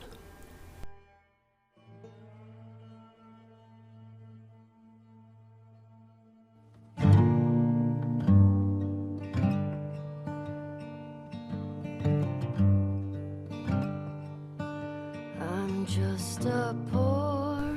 Even though I've spent the last nearly 2 hours or so analysing Ellie's personas in both games in this video, I'm still unsure how to start off my conclusion.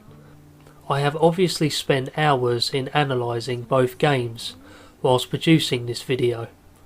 I have definitely made my verdict, but I want to recap on why I have made this final decision. Ellie Williams from The Last of Us Part 1 was a breath of fresh air in the gaming world.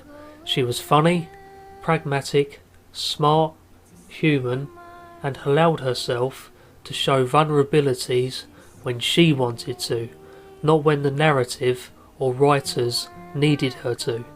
She held most of, if not all of the light throughout the narrative. She always put herself last, looking out for others she cared about.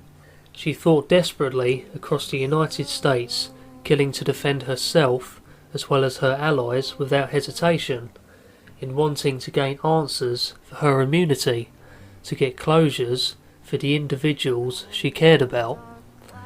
She never thought about herself in those moments. I think I can confidently say the Ellie Williams from Part 1 will always be one of the greatest, interesting and most complex video game protagonists of all time. The Ellie Williams that is delivered to us in The Last of Us Part 2 is the complete opposite. She is far from pragmatic. She is miserable, broken, uninteresting, unsympathetic, inconsistent, and most of all, downright selfish in moments. The writers really had no clue on what they wanted Ellie to be, either a hailing hero or a quivering mess. She happily massacres random faction members, but questions herself when she kills those who wronged her, just to serve the narrative. She has lost all of her optimism and humour from Part 1, even before Joel's demise. But yes, like I aforementioned, Dina did bring back some of the old Ellie throughout Seattle Day 1, but it is nowhere near the same. She plays the victim on a lie she knew about but decided to live with. She pushes out the people she is supposed to care about, Joel for 2 years, and Dina and JJ to track down Abby, in which she then leaves alive, disconnecting herself from the player even more. Even though she reconciles with Joel, her treatment of him was just disgraceful and out of character, yet again to serve the writer's narrative. Worst of all, throughout Ellie's last segments of Seattle, and all of Abby's 3 days in Seattle, Ellie is portrayed as the antagonist. Now some would say the game is really trying to impact that there is actually no villain in this game. Like I mentioned earlier, after Ellie killed Mel, the writers were trying to point out at what an atrocity Ellie has caused. Was Abby punished or called out for holding a knife to pregnant Dina? Did she show any remorse over killing Joel, even after him saving her life? Even killing Jesse, who wasn't really even a part of any of this. He never really killed any of her close friends, as far as we know. Did she stop and think about what she is doing? Nope. She just has remorse over leaving some Seraphite kids in a trailer instead. The writers never once make Abby question her decisions. It's pushed onto us that we must empathise with her as to why she made these choices. They also try to make us feel bad for killing WLF dogs whilst playing as Ellie, especially when we play as Abby. Alice the dog is focused on very heavily, because this is the dog Ellie kills when entering the aquarium. Again, trying to make the player question Ellie's choices. Later through Ellie's segments, I just see her getting more and more broken, and the writers keep pushing me into thinking, look how bad Ellie is, look what she's done to Jordan, Nora, Mel, PS Vita Girl, and Alice. But I didn't buy into it. As I mentioned, I agreed with most of Ellie's actions throughout her days in Seattle. And so, we come back to that final scene of the game. She realises the best thing she can do is to leave behind her last reminder of Joel, the guitar he gave her, and to leave his murderer alive she fought so hard to hunt down. Thus, she leaves the house a completely broken individual. It's been a long journey, but it would appear this is where Ellie's journey finally comes to an end, and she leaves the area cementing her biggest fear. She ended up alone. After watching Ellie leave the scene, I ended up facing my biggest fear before playing this game. I saw the betrayal of Ellie.